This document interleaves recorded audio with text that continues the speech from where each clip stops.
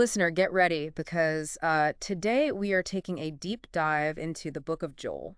Oh, this is going to be a good one. Yeah, it's a wild ride through ancient prophecy, vivid imagery, Yeah, it's got it all. a message that really might surprise you. Definitely. Imagine a world facing just utter devastation, Yeah. like a swarm of locusts devouring everything in sight. It's not pretty. No, it's not. That's where Joel starts. And believe me, it's not your average pest problem. No, not at all. Joel paints a picture of a crisis so intense, Yeah. it shakes the very foundations of society. Wow. It's not just about bugs, it's a metaphor for facing the unthinkable. Right. Those moments when everything feels like it's falling apart. Totally, and he doesn't hold back on the detail. Nope. Joel 1.4 describes this locust invasion as just this wave of destruction, Wiping out everything. wiping out crops, livelihoods, and even impacting religious practices. Huge impact. But here's what intrigues me. What's that? It's not just a natural disaster. Yeah. Joel sees a deeper meaning in this plague. Right. He connects it to a concept Okay. called the Day of the Lord, Okay. which appears throughout the prophets. Right. It's a complex idea, but essentially, Yeah. it refers to a time of reckoning, Mm-hmm. a moment of judgment, Yeah. and potential upheaval. Oh, wow. It's interesting, though, because it's not just doom and gloom. Right. The Day of the Lord also holds the possibility of renewal and a new beginning. Okay, so it's like a cosmic reset button. Kind of, yeah, Things have to get really bad before they can get better. in a sense, yeah. But how does Joel expect people to react to this? Well, in Joel 1.13:14, Okay. he calls for a national fast Uh-huh. and a gathering at the temple. A national fast. Wow. It's a call to repentance, Right. not just outward rituals, but a genuine change of heart. Mm-hmm. Joel sees this disaster as like a wake-up call, Yeah. a chance to confront their relationship with God Oh, yeah, okay. and get back on track. So he's saying, hey, this plague is a sign. You need to take a hard look at yourselves and make some Got it. changes. But then in Joel 1.15, he uses this chilling phrase, Oh, yeah. destruction from the divine destroyer. Uh-huh. It sounds terrifying. It does have a certain ring to it. Is there any hope in this scenario? There is, but it's not a free pass. Okay. Joel is clear that true repentance Mm-hmm. leads to restoration. Right. It's not just about avoiding punishment. Yeah. It's about embracing a renewed relationship with God. Right. And the blessings that he promises in Joel 2.19 and 2.2326 Okay. aren't just about bouncing back. Yeah. They're about overflowing abundance, making up for the lost years. It almost seems excessive after such devastation. It does, doesn't it? That's what I find fascinating. Yeah. It's like God isn't just wiping the slate clean. Yeah. He's going above and beyond, pouring out blessings. Yeah, As if to say, I'm not just restoring what was lost, I'm making things even better. exactly. It's remarkable. But then things take a sharp turn. They do. In Joel 2.28-29, Oh, yeah. we go from locust plagues and repentance to visions and prophecies. Big shift. What's going on here? Well, this is where Joel takes a leap from the immediate crisis to something much bigger. Okay. He foresees a time when God's Spirit will be poured out on all people, Wow. regardless of who they are or what they've done. Mm-hmm. It's a radical idea, a complete shift in perspective. I can see why this passage resonated so strongly with early Christians. Absolutely. It's like a glimpse of a new spiritual era, a world transformed by a power that transcends human limitations. Powerful stuff. But I have to admit, the imagery in this section is pretty intense. Yeah, it is. Joel 2.3031 talks about blood, fire, darkness. Shit's vivid. It sounds a lot like the Day of the Lord we talked about before. Sounds. Is this a good thing or a bad thing? That's the paradox of the Day of the Lord. Okay. It's a time of judgment, yes, Mm-hmm. but also a time of cleansing and renewal. Okay. It's like a fire that refines and purifies, Yeah. making way for something new and beautiful to emerge. Okay, so we're starting to see a bigger picture here. We are. It's not just about surviving a locust plague. Right. It's about navigating the ups and downs of life, facing challenges, and ultimately emerging transformed. That's it. But that's just Act I. Yeah. Let's move on to Act 2 and see where Joel takes us next. Let's do it. I'm excited. Me too. So Act 2, really delves deeper into this whole idea of repentance Okay. and the promise of restoration. Mm-hmm. Joel isn't just talking about like individual change here. Right. He's envisioning like a national turning back to God. So it's like he's saying, okay, you've acknowledged the problem, you've fasted, you've gathered at the temple. Right. Now, what does genuine repentance look like on like a national scale? Well, it's about more than just saying sorry. Yeah. Joel 2.12:14, Okay. it emphasizes a complete change of heart, Mm-hmm. like a tearing of the heart, not just clothes. Right. It's a call to action, to really embody a different way of living Yeah. that aligns with God's will. And it seems like Joel believes that this shift in attitude can have a real impact on the situation. That's it. He doesn't just promise a return to normalcy. Right. He describes a future of overflowing abundance. Yeah.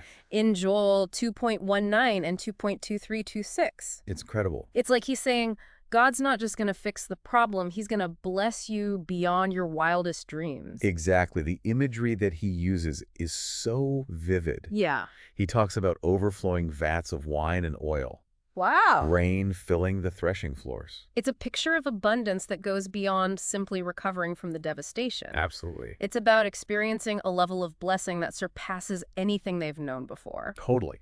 But this is where I get a little tripped up, this abundance. It feels almost excessive, especially after such a harsh judgment. Right. How does that square with the image of a God who also demands justice? That's a great question, and it really gets to the heart of who God is. Okay. Joel presents a God who is both just and merciful, Right. a God who holds people accountable, Yeah. but also yearns to restore them. Mm-hmm. The abundance isn't a reward for good behavior. Right. It's a demonstration of God's boundless grace and love. Okay. It's about second chances, about new beginnings, about the power of transformation. So it's not about earning God's favor. Right. It's about recognizing his constant desire to bless and restore. That's it. But then in Act 3, things take an even more dramatic turn. Yeah. We move from the immediate crisis of the Locust Plague Yeah. to a much broader, almost cosmic perspective. Right, right. What's happening here? So Joel shifts from addressing the people of Judah to speaking about the fate of all nations. Wow. Okay. He describes this gathering of nations in the Valley of Jehoshaphat for judgment. Like a valley of decision, so to speak. Precisely. And the basis of this judgment isn't just about how they treated God, Okay. but how they treated God's people. Right. Joel specifically calls out nations that have exploited and oppressed Judah, Right. taking advantage of their vulnerability. So it's about accountability on a global scale. Yeah, it is. This isn't just about personal repentance anymore. It's Yeah. about recognizing the interconnectedness of all people and the consequences of injustice. Exactly. And Joel 3.8 highlights this with a powerful reversal of fortunes. Okay. Those who enslaved and exploited Judah Yeah. will themselves be sold into slavery. Wow.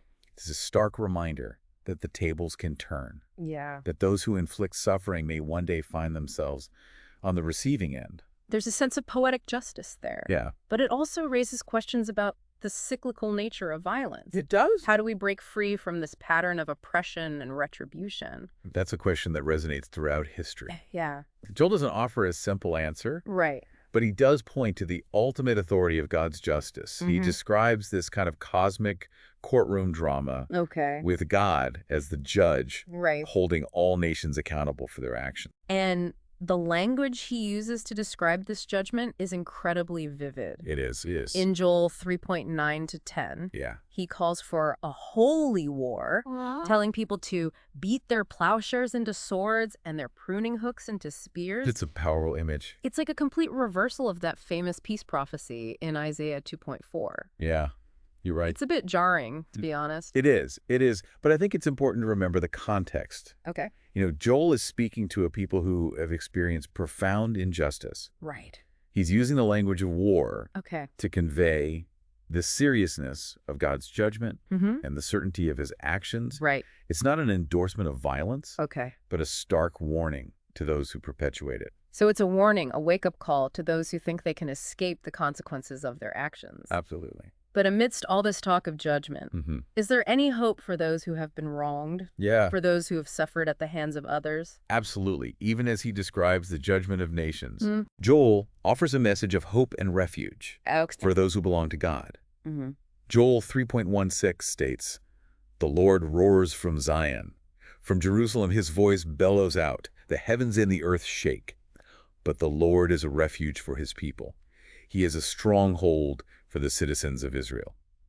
So even amidst the shaking of the heavens and the earth, Yeah. There's a sense of security and protection Right. for those who trust in God. Absolutely. It's a powerful reminder that even when everything else feels uncertain, Yeah, God remains a constant source of strength and comfort. he does. But what about the perpetrators? Mm. Those who have inflicted the suffering? Yeah. Are they beyond redemption? That's a tough question. Yeah. Joel doesn't shy away from describing the consequences of their actions. Right. But he also doesn't close the door on the possibility of repentance. Right. He acknowledges the severity of their sins, but he also emphasizes the power of God's mercy and forgiveness. So there's a tension there. There is. A balance between justice and mercy. Yeah. It's not a simple black and white picture. It's not. Joel seems to suggest that even those who have committed great wrongs Yeah. can still find redemption if they turn to God with genuine remorse Right. and a desire to change. Yes. But Act 3 doesn't end there. It doesn't. Joel goes on to paint a picture of a future transformed, He does. a world where God's justice and mercy are fully realized. Right. I'm eager to explore that in Act 4. Me too. But before we do, let's pause for a moment and reflect on what we've uncovered so far. Okay. Listener, what's resonating with you most in this deep dive? Yeah. What are you thinking? What questions are bubbling up for you?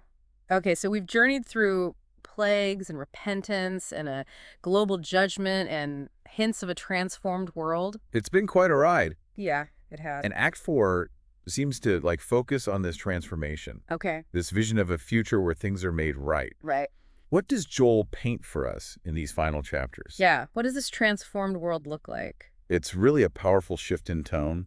We go from the intensity of judgment to a scene of just incredible beauty and abundance. Oh, wow. Joel 3.18 describes, mountains dripping with sweet wine, Wow. hills flowing with milk, and dry stream beds bursting with water. It's like the land itself is healed. It is. It's completely overflowing with life. That's incredible. It's such a stark contrast to the desolation described earlier. It really is. It's almost like stepping into a completely different world. Yeah, it's like a whole new creation. What stands out to you in this imagery? Well, there's this detail that always kind of strikes me. Okay. A spring flowing from the temple, Okay. watering the valley of acacia trees. Uh-huh. This valley, it was known for being dry and barren, Right. but now it's being transformed by this life-giving water. Wow. It's a powerful symbol of God's ability to bring renewal even to the most desolate places. It is. It makes me think about those areas in our own lives that feel dry and barren, those places where hope seems lost. Is Joel suggesting that even those places can be transformed, that there's always potential for renewal? I think that's really at the heart of Joel's message. Yeah. He's reminding us that no matter how bleak things may seem, God's power to restore and redeem is always at work.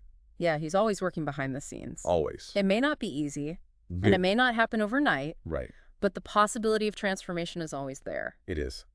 But this transformation isn't just about individuals, is it? It's not, no. Joel seems to be talking about a global shift, Right. a world where justice and righteousness prevail. A renewed world. Right. Yeah, there's a clear contrast drawn Okay. between the fate of Judah Mm-hmm. and the fate of those who have opposed God's people. Right. Egypt and Edom, those who have perpetuated violence and injustice. Right. They face desolation. Okay. But Judah, those who have turned back to God, Mm-hmm. they receive a promise of lasting security and peace. So Joel isn't just offering like a feel-good message of individual hope. He's talking about the consequences of our actions on a global scale. He is. He's saying that the choices we make individually and collectively have a ripple effect that impacts the world around us. They do. They really do. And he doesn't sugarcoat the reality of judgment, Nope. but within that judgment, there's a message of hope. There is. Those who align themselves with God's justice and righteousness, Yeah. they will ultimately find security and peace, not just in this life, but for generations to come. That's powerful. Joel 3.20 puts it beautifully. But Judah will reside securely forever, and Jerusalem will be secure from one generation to the next. Love that verse. There's a sense of permanence there. Absolutely. A promise that God's faithfulness extends beyond the immediate crisis to encompass the future. It does. But even with this promise of peace and security, there's still this lingering sense of tension, Okay. a recognition that the journey isn't over. Right. Joel doesn't present like a utopian vision where all suffering is eradicated. He acknowledges the reality of evil Yeah. and the need for God's ongoing intervention. Yeah, God's always working. Always. The final verse of the book is a stark reminder of this. It is. It is. I will avenge their blood, which I had not previously acquitted.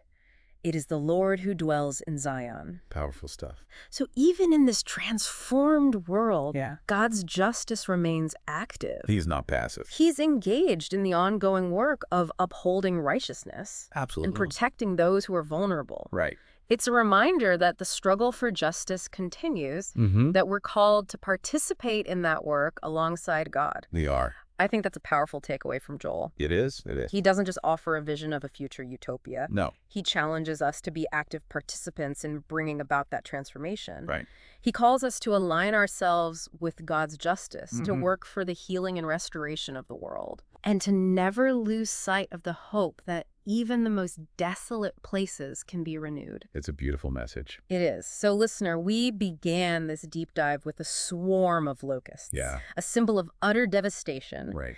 But we've emerged with a vision of hope, a reminder that even in the face of overwhelming challenges, there's always the possibility of renewal, transformation, and a future filled with God's enduring presence. What a journey. It really has been. What will you carry with you from this journey? What resonates with you? What dry and barren places in your own life or in the world around you are yearning for that life-giving spring? Think about it. The conversation doesn't end here. Take these questions with. You wrestle with them and allow Joel's message to spark a new sense of hope and purpose in your own journey.